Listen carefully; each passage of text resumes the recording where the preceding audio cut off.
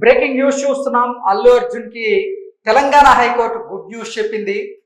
సంధ్యా theatre దగ్గర జరిగినటువంటి తొక్కిసలాట ఘటన కేసులో అల్లు అర్జున్ ఈ రోజు చిక్కడపల్లి పోలీసులు అరెస్ట్ చేసి కోర్టుకు తరలించినటువంటి నేపథ్యంలో నాంపల్లి కోర్టు అల్లు అర్జున్ కి 14 రోజులు రిమాండ్ విధించిన నేపథ్యంలో హైకోర్టు మాత్రం అల్లు అర్జున్ కి గుడ్ న్యూస్ చెప్పి మధ్యంతర బెయిల్ ని మంజూరు చేసింది. ఈ నేపథ్యంలోనే ఈ అంశం మీద మనం విశ్లేషణ చేసుకునేటువంటి ప్రయత్నం చేద్దాం.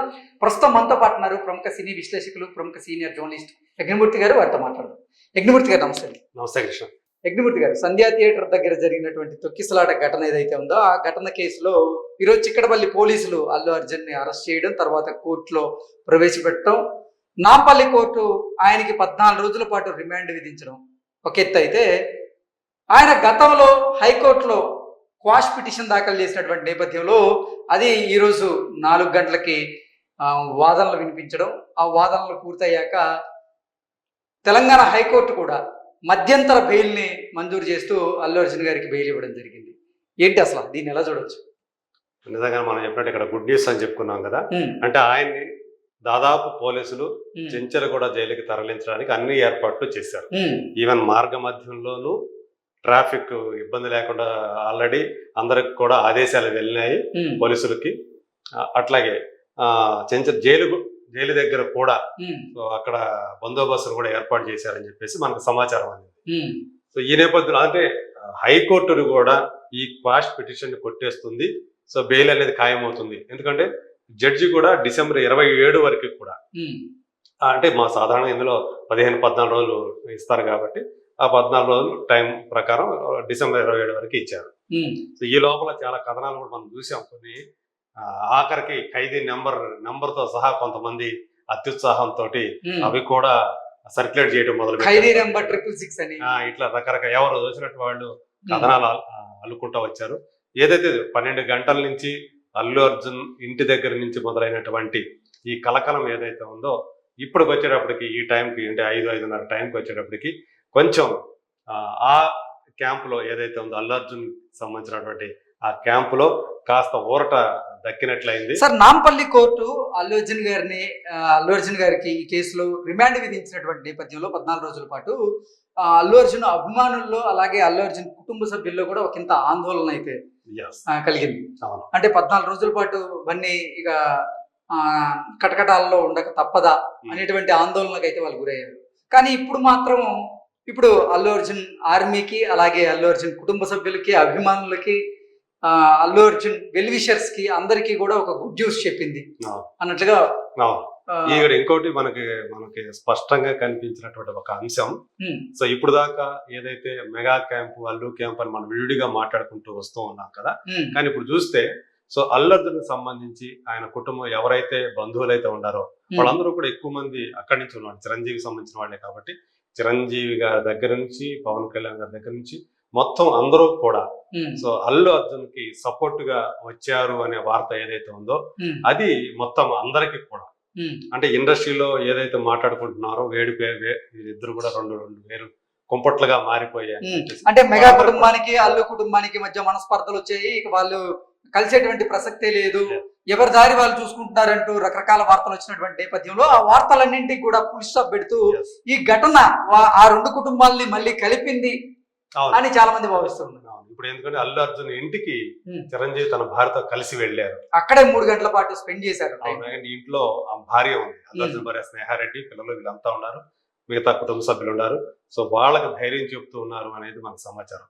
ఈవెన్ సో ఏపీ నుంచి అంటే తాడేపల్లి నుంచి పవన్ కళ్యాణ్ కూడా సో వస్తున్నారు, హైదరాబాద్ కి వస్తున్నారు, ఈ స్పెషల్ ఫ్లైట్ బుక్ చేసుకున్నారు, వస్తున్నారని కూడా మనం అనేది సమాచారం. ఈవెన్ నాగబాబు గారు సైతం కూడా సో ఇక్కడికి రావటం, దీంట్లో మన అల్లు అర్జున్ కి మద్దతుగా తను కూడా అల్లు అర్జున్ ఇంటికి రావటం. సో ఇదంతా కూడా చూస్తామంటే వీళ్ళందరూ కూడా అంటే ఒకటి ప్రపంచానికి మొత్తానికి మీరు ఎన్నైనా మాట్లాడుకోండి, మా మధ్య ఎన్ని గొడవలు ఉన్నాయని చెప్పేసి అనుకున్నప్పటికీ కూడా ఏదైనా కనుక సమస్య వస్తే మేమంతా ఒకటి అని చెప్పినట్లయింది. సో ఇప్పుడు మనం బెయిల్ దగ్గరికి వస్తాం, మళ్ళీ వస్తే సో ఇప్పుడు నిజంగా అందరిలో కూడా చాలా ఆందోళన నెలకొంది. ఇక తప్పదా డిసెంబర్ 27 దాకా.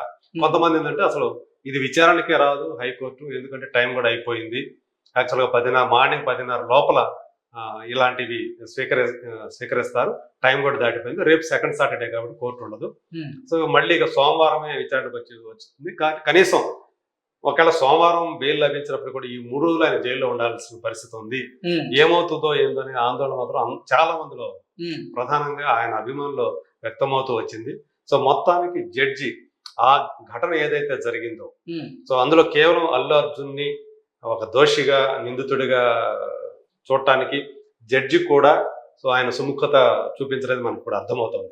ఎందుకంటే అంటే థియేటర్ యాజమాన్యం 2వ తేదీనే ఘటన జరగడానికి 2 రోజుల ముందే ఇలా హీరోయిన్లు సినిమా చూడటానికి వస్తూ ఉన్నారు కాబట్టి మాకు కావాల్సినటువంటి బందోబస్తు ఏర్పాటు చేయండి అని చెప్పేసి పోలీసుల్ని అభ్యర్థిస్తూ ఒక లేఖ అందించారనే విషయం బయటకు వచ్చింది. ఇప్పుడు దాకా అది రాల.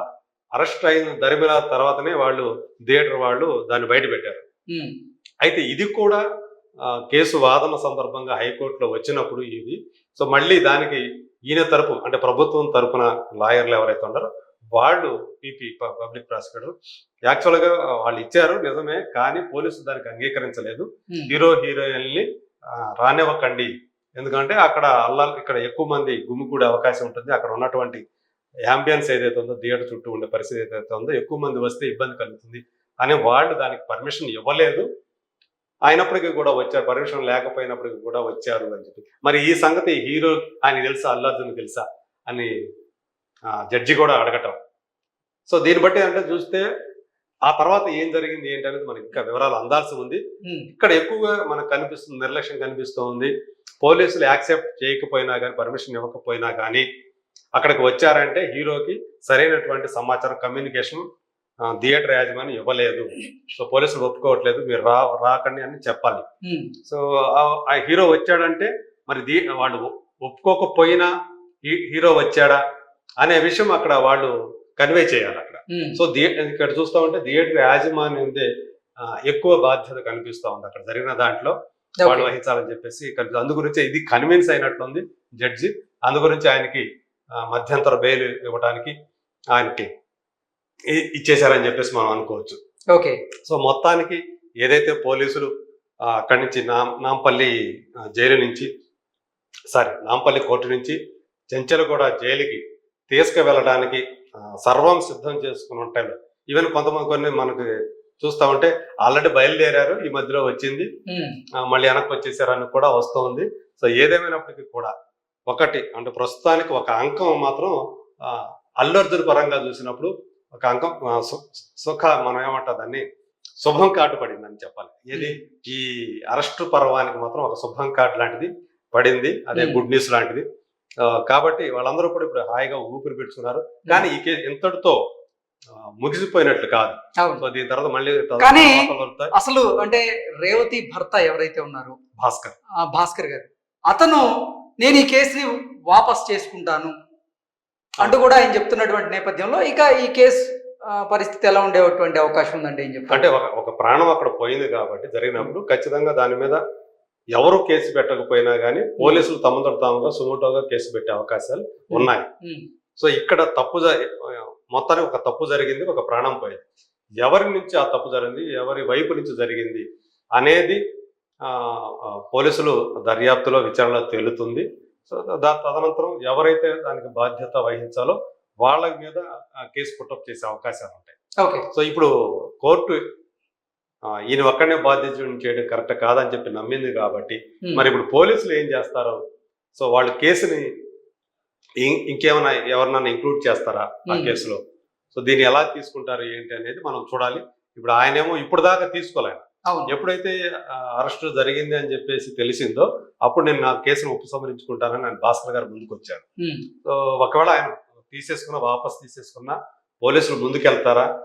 ఎందుకంటే ఇది మొత్తం ప్రపంచం దృష్టిని అంతా కూడా దేశవ్యాప్తంగా అందరి దృష్టిని ఆకర్షించినటువంటి ఒక కేసు కాబట్టి ఒకవేళ ఇప్పుడు ఏమి వీడు ముందుకు జరగకపోతే అత్యుత్సాహంతో ప్రభుత్వం చేసిందని అపప్రద రేవంత్ రెడ్డి ప్రభుత్వానికి దాని మీదకి వస్తుంది. లేదా పోలీసులు ఎందుకు ఎంత అత్యుత్సాహం చూపించారని పోలీసుల మీద కన్నా వస్తుంది.